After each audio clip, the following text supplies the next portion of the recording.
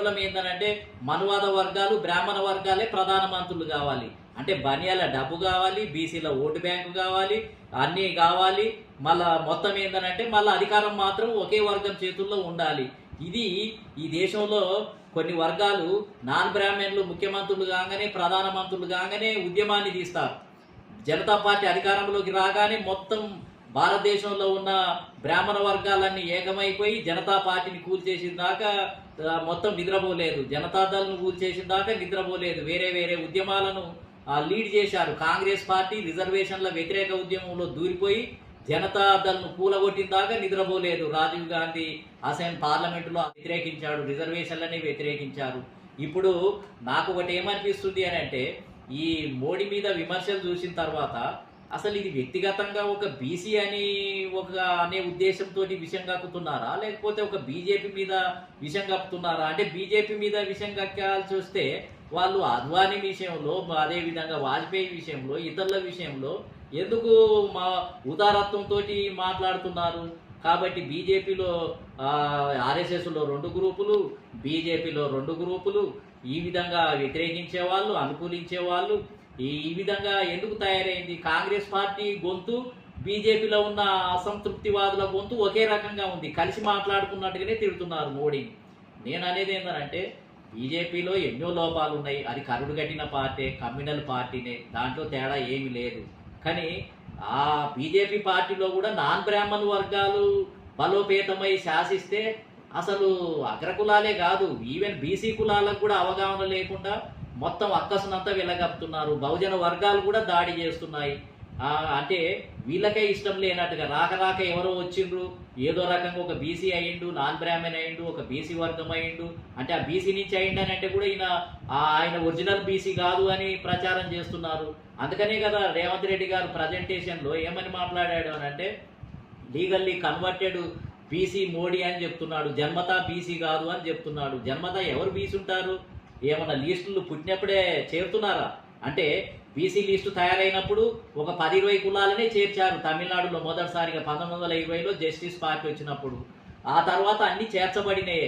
SC లిస్టులలో కూడా 1932లో SC జాబితా తయారైతే అందులో మొదట చేర్చినవి కొన్నే కులాలు, తర్వాతనే 100 కులాలు చేరిస్తే ఇలా 1500 కులాలకు చేరుకున్నాయి. బీసీ కులాలు ముందు కొన్ని కులాలే, కానీ ఇవాళ 132, 135 కులాలకు బీసీ కులాలు చేర్చుకున్నాయి. అంటే బీసీలలో అవగాహన లేక విద్యా ఉద్యోగ రంగాల్లో వెనుకబాటుతనము, సామాజిక వెనుకబాటుతనం ఉన్న వాళ్ళకే రిజర్వేషన్లు ఇవ్వాలనే అవగాహన లేక కొంతమంది అప్లై చేసుకోలేదు, కొంతమంది ఆ లిస్టులో చేర్చుకోలేదు.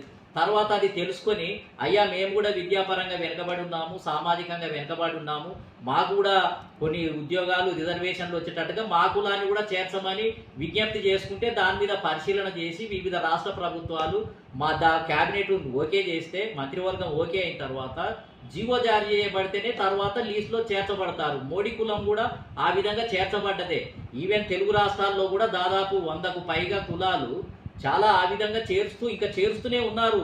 ప్రతి సంవత్సరం 5-6 కులాలు చేర్చబడుతూనే ఉన్నారు. అంటే రేవంత్ రెడ్డి గారు ఇప్పుడు ఈ లీగల్గా కన్వర్టెడ్ అయిన బీసీలని ఎగతాళి చేయడానికి నిర్ణయించుకున్నాడా, అవమానించడానికి నిర్ణయించుకున్నాడా? ఇవాళ 60% కులాలన్నీ మధ్యలో చేర్చబడినటువంటివే, ఎస్సీలలో కానీ, ఎస్టీలలో కానీ, బీసీలలో.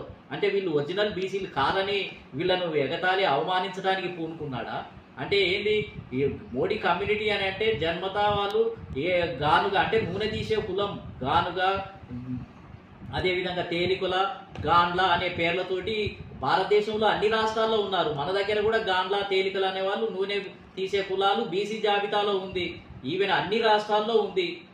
గుజరాత్లో కూడా వాళ్ళు విజ్ఞప్తి చేసుకున్నారు, అయ్యా మేము మా దాంట్లో ధనవంతులు లేరు, విద్య లేదు, ఉద్యోగాలు లేవు అని విజ్ఞప్తి చేసుకుంటే గవర్నమెంట్ ఆమోదించి దాన్ని చేర్చడం జరిగింది. నీదేదన్నా కోపం ఉంటే, వ్యతిరేకత ఉంటే మోడీ పాలసీల మీద విమర్శించు. మోడీ నువ్వెందుకు బీసీలకు ముఖ్యమంత్రులను చేయలేదని తిట్టు, బీజేపీ ఎందుకు ఎమ్మెల్యే టికెట్లు ఎక్కువ ఇయ్యలేదని తిట్టు, బీసీల నువ్వు ఎందుకు గిరిజనులను రాష్ట్రపతి చేయలేదని తిట్టు, ఒక ఎస్సీని రాష్ట్రపతి చేయలేదని తిట్టు, బీసీలకు ఎక్కువ క్యాబినెట్ మినిస్టర్లు ఎందుకు ఇయ్యలేదని తిట్టు.